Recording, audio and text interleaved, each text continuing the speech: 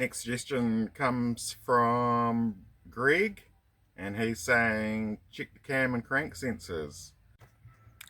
So I've just got the pegoscope hooked up into the signal wire of the intake and exhaust cam. So let's roll the scope.